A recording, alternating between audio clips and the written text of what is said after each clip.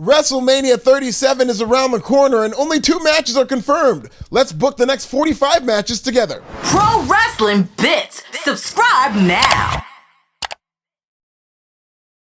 WrestleMania 37 is less than a month away and there is no clear direction as to where WWE is going with its biggest show of the year. To be honest, I absolutely love this. With no spoilers about what's going to happen at WrestleMania comes less outrage and armchair quarterbacking as to what internet darling is being underutilized or what wrestler under 6 feet is being buried 6 feet under.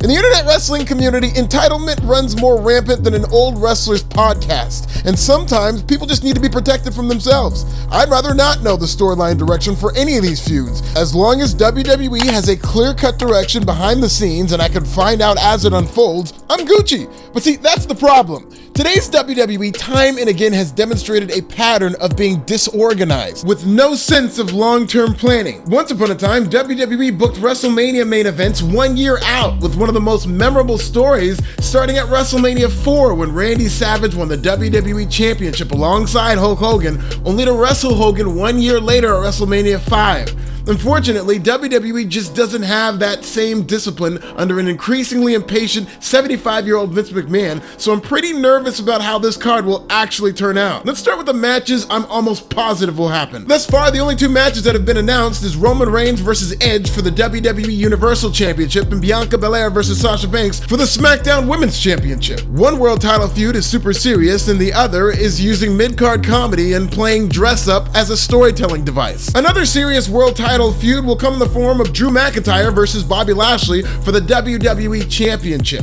And regardless of the direction, go Lashley, I'm looking forward to this match because WWE has done a great job protecting both. The same can't be said for Randy Orton versus The Fiend, but all of these are WrestleMania caliber matches, and more importantly, all full-time WWE superstars. Orton versus The Fiend has gotten so bad, I've given up expecting it to be good, and I'm just ready to enjoy this train wreck ironically, like a Rocky Horror Picture Show. More on this awful history between these two here. The good news is this might actually be the first WrestleMania in 10 years with no part-timers headlining. And while this feels like less of a WrestleMania as a result, this is a very necessary step in the process for WWE to end its dependency on middle-aged stars and invest in its future. Speaking of WWE's future, Rhea Ripley is still MIA almost 2 months after reaching the final 2 in the 2021 Women's Royal Rumble match. Whenever she does show up, I expect her to face Asuka and Charlotte for the Raw Women's title, provided Asuka can make a full recovery from a reported concussion. Jey Uso has been a breakout star as a singles act, but SmackDown is once again telling that tired story of Roman Reigns being disappointed in his cousin for repeated losses.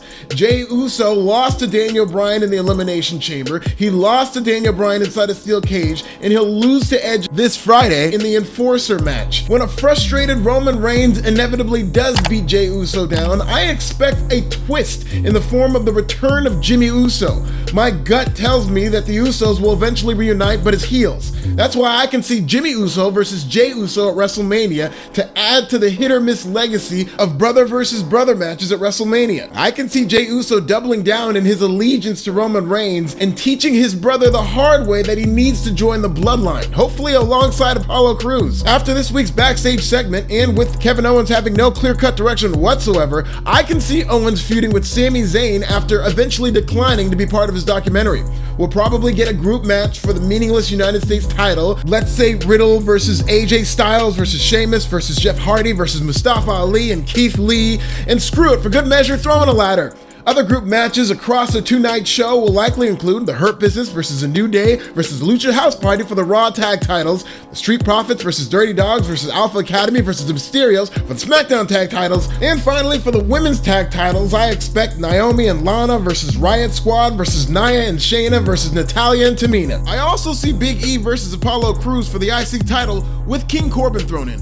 Now that The Miz has been straight murked out of the WWE title picture, WWE will likely finally pull the trigger on Bad Bunny and Damian Priest versus Miz and John Morrison. Cesaro versus Seth Rollins seems like all but a formality, leaving quite possibly the biggest wild card this entire WrestleMania season, Bayley.